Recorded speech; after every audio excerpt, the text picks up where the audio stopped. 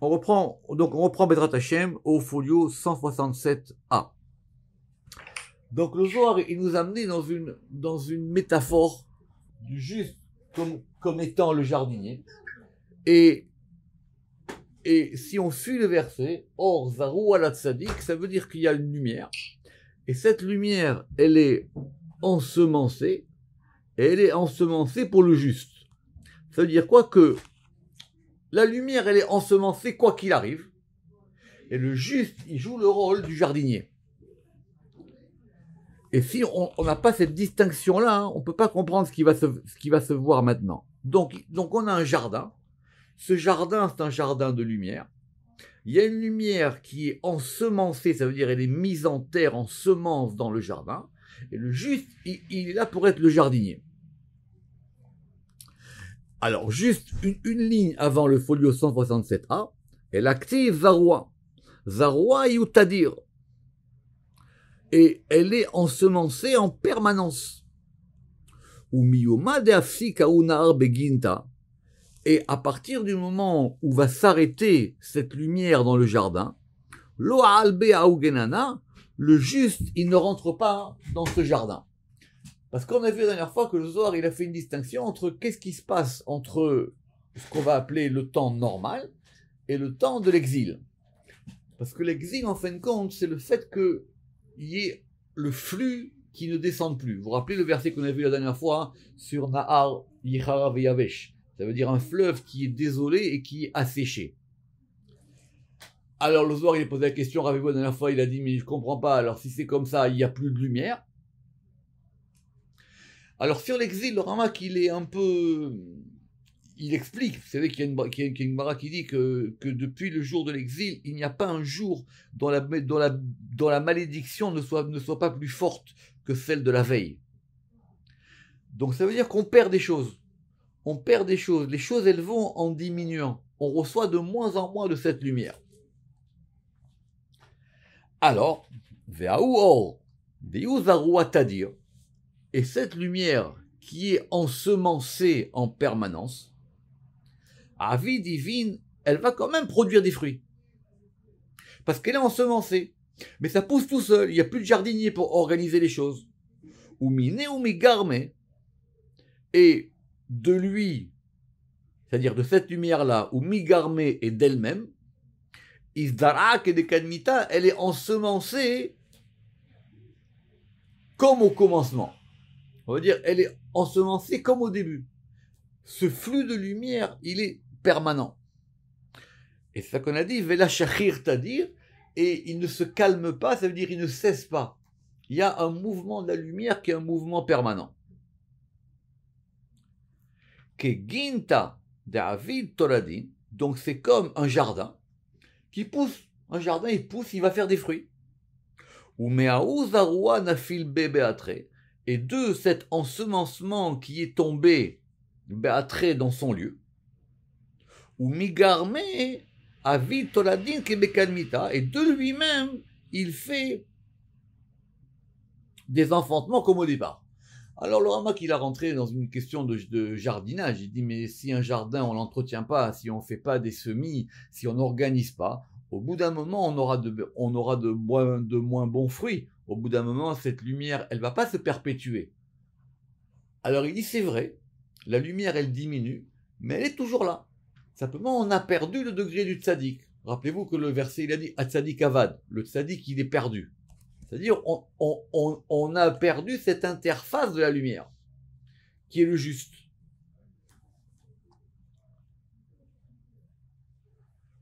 Alors, mais si tu me dis que c'est comme ça, alors ça change quoi finalement si le jardin, il marche tout seul? Veitema, et si tu me dis, Deinun toladin veivina vukama de ava bismana de gananataman, donc la bonne question du Zohar, et si tu me dis que ces enfantements et ces fruits, ils étaient comme du temps où le juste était jardinier, enfin comme du temps où le jardinier était dans le jardin, la vachi, non, c'est pas pareil. Un jardin sans jardinier, quand bien même il y a des semences, c'est pas pareil. Donc il faut établir cette notion du juste. C'est pas pareil. C'est deux degrés différents. Oui, il y a une lumière. Oui, elle est toujours là. Oui, il y a des fruits. Oui, on a besoin de cette lumière et cette lumière, elle est dans le monde. Mais comme il n'y a pas mais comme le jardinier, il n'est pas là, comme le juste, il n'est pas là, ça passe pas hein, comme il se doit. Aval, mais mais attention, ce degré d'ensemencement, c'est comme ça que j'ai traduit, mais cet ensemencement, il ne cesse jamais. Alors, ceux qui font de la Kabbale orianique, ils rentrent ici dans une question très complexe, mais que je vais essayer de vous résumer. C'est ce qu'on appelle c'est la notion des zivugim. Ça veut dire il y a des unions. Il y a des unions permanentes et il y a des unions qui ne sont pas permanentes.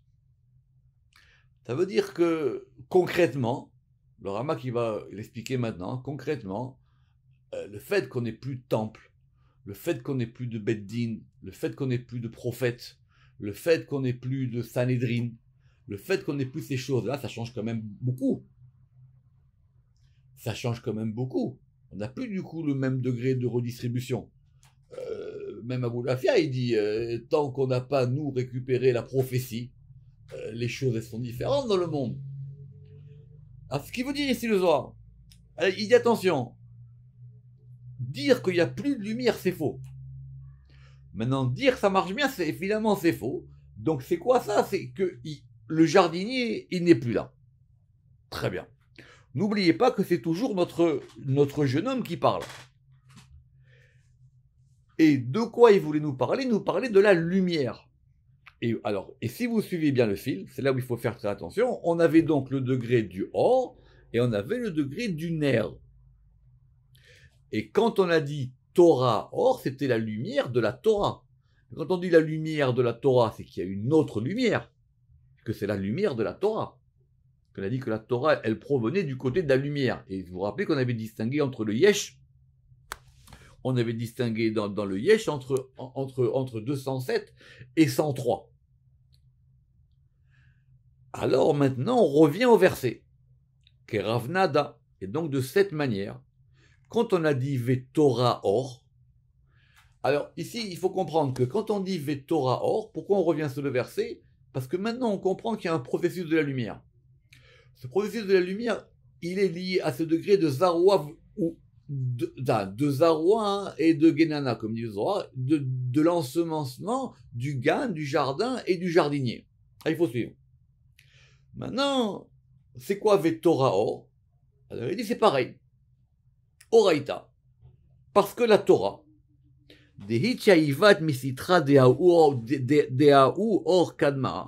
parce que la Torah, elle a été donnée à partir du côté de cette première lumière. Autrement dit, la Torah, c'est ce qui va propager cette lumière. Il faut bien lire dans les mots. Oraita, la Torah, des Ichivat qui a été donnée, misitra du côté, des Aou Or Kadmaa, de cette première lumière. Donc on n'a pas dit que la Torah est lumière. Oui, elle est lumière, mais il y a une lumière de la Torah. Vous savez, c'est tout le problème toujours en hébreu de ces... Même en français, quand on met deux mots l'un à côté de l'autre. Donc ici, on comprend bien qu'il y a une lumière, et que la Torah, elle est porteuse de cette lumière. Mais la Torah elle-même, elle provient de la lumière. Il faut faire très attention. Oraita, des Ichivat qui a été donné, mais citera du côté de cette première lumière. Alors, comme la Torah, elle provient du côté de cette première lumière, Achi Isdera Tadir Be'alma, alors elle est ensemencée toujours dans le monde. Autrement dit, la Torah, elle bénéficie de ce degré d'ensemencement de la lumière. Même quand on est en exil. Ve'avid toladin ve'ivin, et elle va produire des enfantements et des fruits. Ve'la shachir le'almin, et cela ne cesse jamais, cela ne se calme jamais. Ou me'aou iba, parce qu'à partir de ce fruit d'elle, de la Torah, le monde est nourri. Le monde, il tient sur la Torah. Alors, Rama qui fait remarquer que du coup, on est passé de ce degré de or, là, qui normalement devrait venir de Chochma ou Keter, et maintenant, il va descendre par rapport à ce degré de la Torah qui est Tiferet. Très bien. Alors, Rama qui dit, mais attention, mais aujourd'hui, on n'a plus la même Torah qu'avant. Alors, ça manque pas les Midrashim qui dit qu'à chaque génération, il y a un Moshe Rabbeinu, qu'à chaque génération, il y a, etc. Mais, quand bien même, on n'a plus, nous, accès au même degré de Torah. Alors, la question, elle sera sur le nerf. La question, elle ne sera pas sur la Torah elle-même. La Torah, elle continue à diffuser une lumière. Maintenant, c'est vrai que, c'est là qu'il faut suivre le Zohar, c'est vrai que si nous, on a perdu ce degré du juste qui est le diffuseur de lumière, on ne peut plus l'avoir. Alors, Ramak, il a un petit paragraphe sur ça, hein, très... que je vais vous lire. Ve'ainyan, chez Bisman Shaita Nevoa, parce que du temps où il y avait la prophétie et le Sanhedrin, Ayu Adinin Veoraot, les lois et les enseignements, Yotsim ou Mitrachim, ils sortaient et ils se renouvelaient en permanence. Il y avait un flux qui passait. Quelqu'un a un problème, il va voir le prophète. Et la prophétie, il m'a marqué plusieurs fois que même les enfants, ils avaient la prophétie. Évidemment, il y a des degrés dans la prophétie. Mais il y avait quelque chose, il y avait un flux qui se faisait passer. Il y avait un flux qui était là. Omnam, Ata, maintenant, toutefois, aujourd'hui, chez Neharav Abaït, où le temple il a été détruit, où Batla Sanhedrin, et où Sanhedrin il a été aboli. Vous savez que c'est deux moments importants. On parle souvent de la destruction du temple, mais il faut voir aussi que le moment, vous vous rappelez que j'ai cité dans le cours du lundi qu'on dit que la Shrina était dans le temple et il lui a fallu 10 degrés pour quitter le monde. Et on a dit qu'elle était partie du Kodesh Kodashim, après elle a été dans le parvis, et progressivement elle est montée, elle s'est éloignée. Et il y a un même Midrash qui dit, enfin Midrash, oui, c'est que le Sanhedrin aussi, il a eu 10 exils, avant qu'il soit complètement aboli. Qu'au départ, il était à Jérusalem, après il était à un autre endroit, après il est parti à Yavne. Donc lui aussi, le Sanhedrin, il est parti. Parce qu'aujourd'hui, concrètement, quand quelqu'un il a un problème de Torah, qu'est-ce qu'ils font les gens? Ils prennent des livres. Mais on n'a plus accès à cette lumière-là. Rappelez-vous, je raconte souvent pourquoi Moshe Rabbeinu il voulait pas établir de tribunaux. Parce qu'il disait, moi je sens, quand quelqu'un il pose une question, je sens d'où elle vient la lumière ou pas. Si la Torah aujourd'hui c'est simplement des éléments techniques et mécaniques, est-ce qu'on a encore cette lumière-là? Alors, je reprends le Ramak. Donc, mais maintenant, à partir du moment où a été détruit le temple, où Bitla Sanhedrin, et le Sanhedrin s'est arrêté, comme il est marqué, Kimi Tzion Tete Torah, parce que normalement la Torah devait sortir de Tzion, vous vous rappelez, on avait vu ce verset. Ve'en or Torah yotzet misham, et donc la lumière de la Torah, elle ne sort plus de là-bas.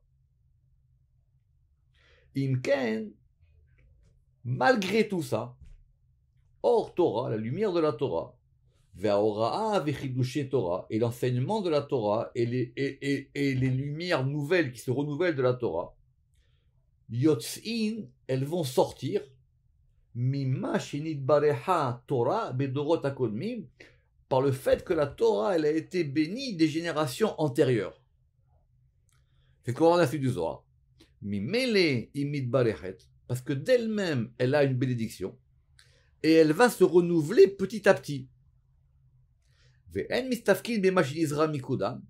Et donc, effectivement, de ce fruit-là, ensemencé, de cet ensemencement permanent de la Torah, même si on n'a pas le juge, le juste, le monde en est encore, ou le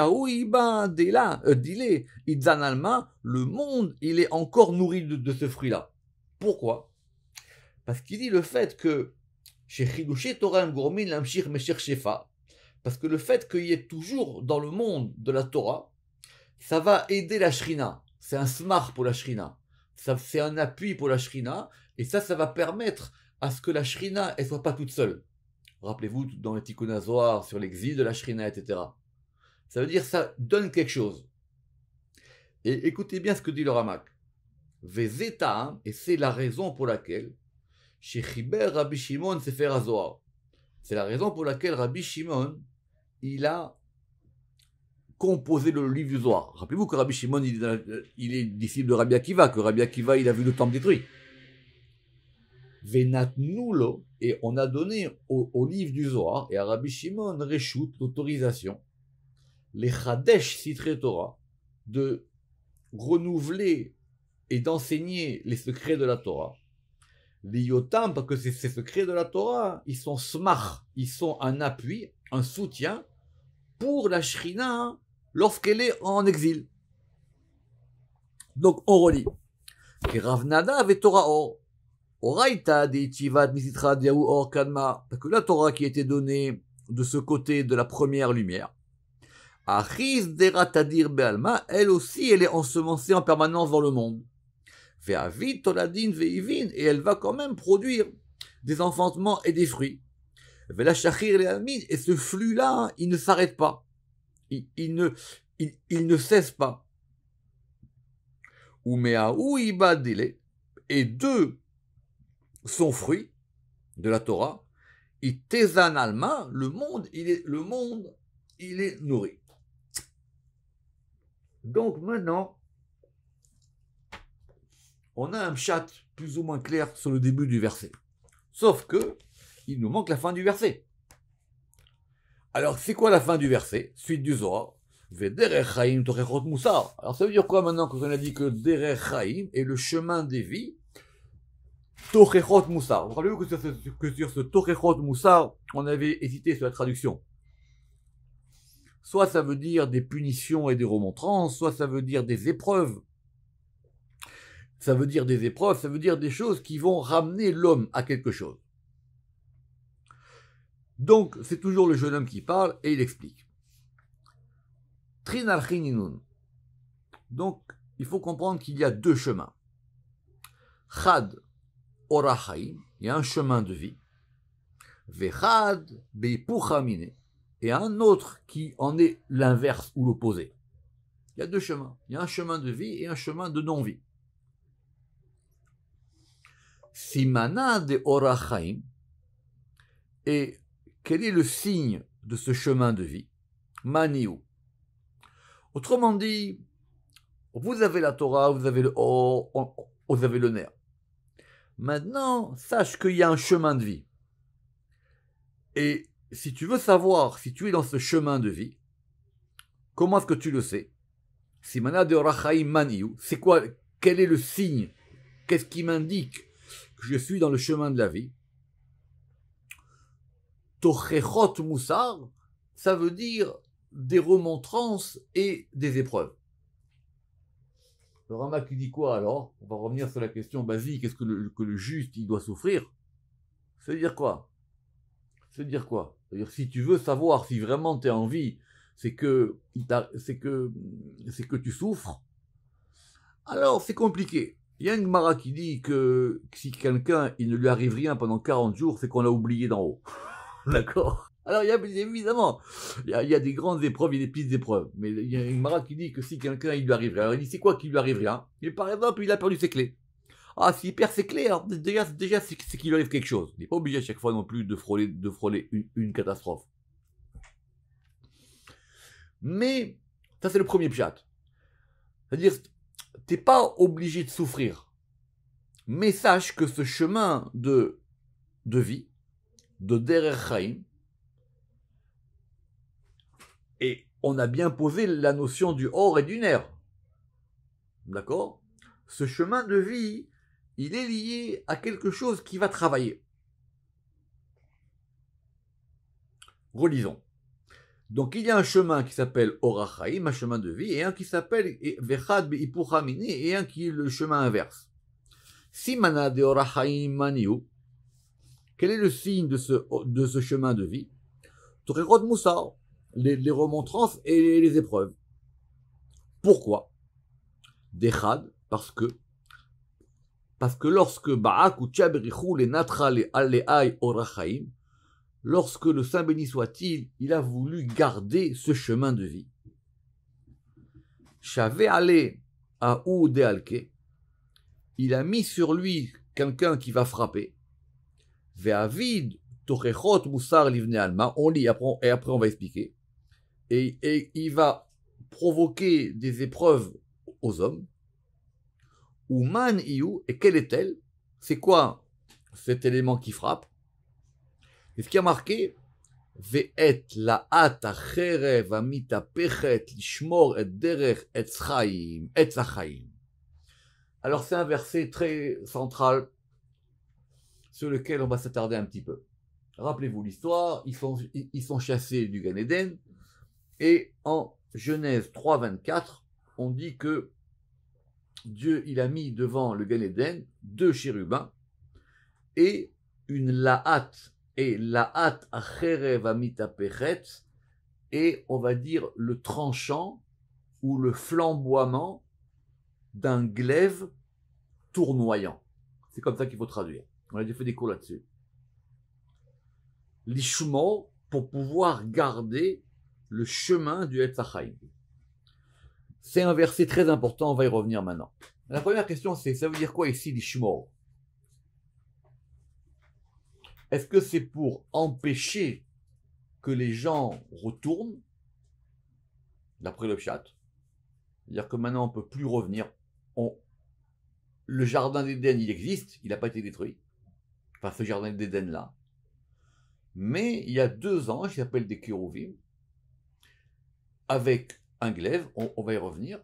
Il y a un glaive tournoyant, et eux, ils sont l'ishmor.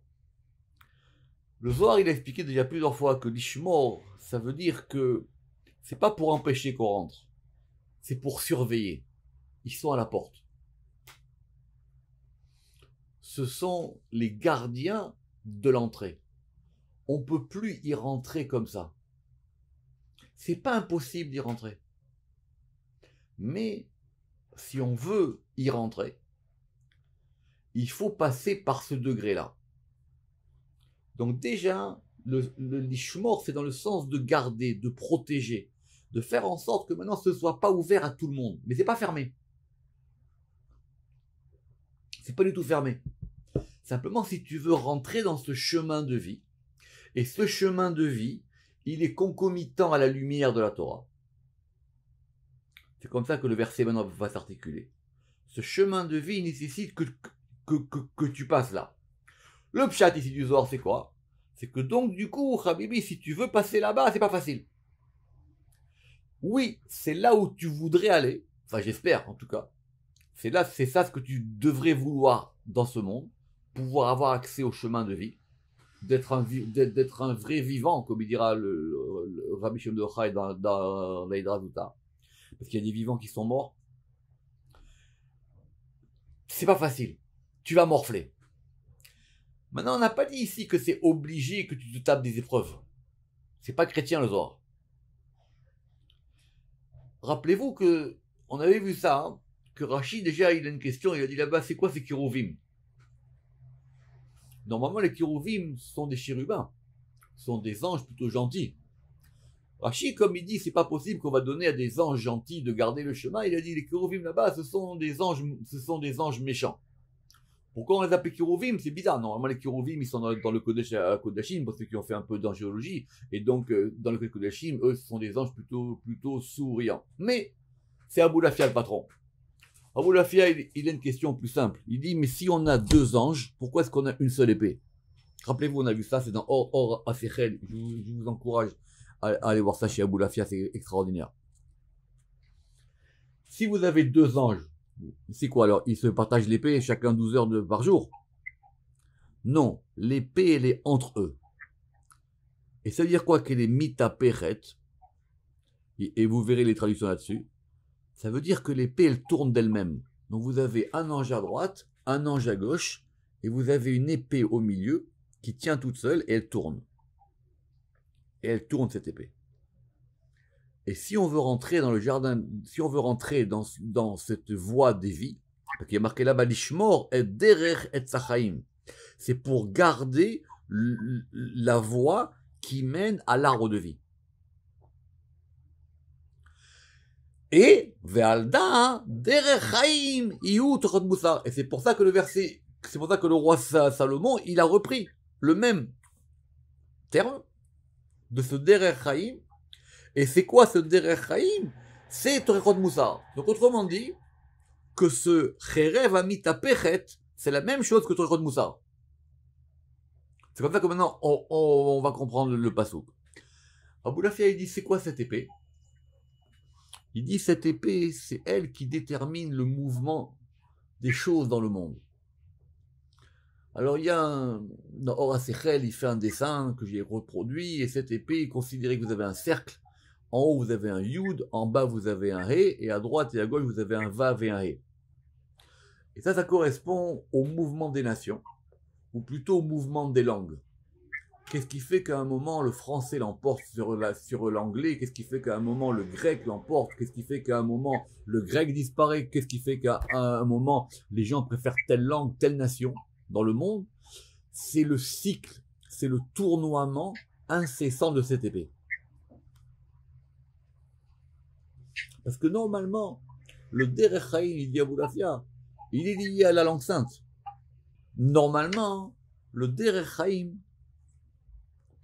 c'est que chacun reçoive cette lumière. Simplement, le roi Salomon, il a dit, si tu veux maintenant avoir un chemin de vie avec cette lumière, il faut que tu passes par ce degré-là qui s'appelle Torot Moussar.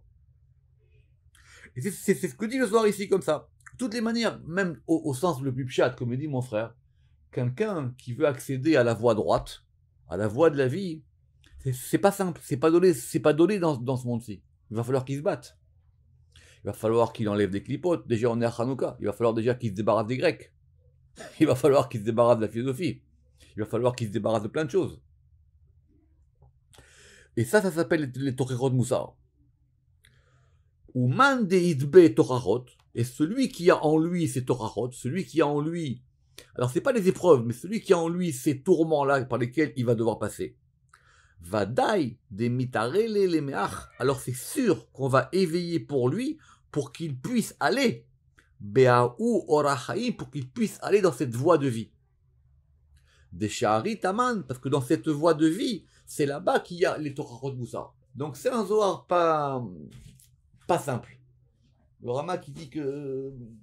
Alors il dit c'est vrai que tout le monde dans la vie a des épreuves, mais on n'est pas obligé non plus de passer par des épreuves. Il y a même un Zohar Mefourach qui dit l'inverse. Il y a un verset qui dit Raot Sadik, des mots justes, le Sadik. Le Zohar il dit là-bas, c'est dans le Raot l'Israël, il dit pourquoi il n'y a pas marqué Raot la Sadik. Alors le Rabbi il dit parce que justement, on veut pas dire et on peut pas dire que le juste il doit souffrir. Surtout pas. On ne peut pas dire ça. Le juste, il peut souffrir. Oui, il peut souffrir. Mais c'est pas obligé. Mais en tout cas, c'est sûr qu'il faut transpirer. Si c'est comme ça, maintenant, reprenons le verset. Aïkra, la vraie c'est fait. Fait la c'est fait réché. Alors, donc, maintenant, ce verset, comment est-ce que la fin va s'accorder avec le début et le début va s'accorder avec la fin? Et là, Kula Razad Memenuta. Tout ça, c'est le mystère de la croyance. Ça veut dire c'est le chemin de la vie d'un homme. C'est ce par quoi maintenant tout est organisé. Ner mitzvah, Torah or, Derech Chaim, Torechot Moussar. On reprendra la prochaine fois la suite. Il faut prendre du temps. Baruch Adonai Le'olam. Amen ve Amen.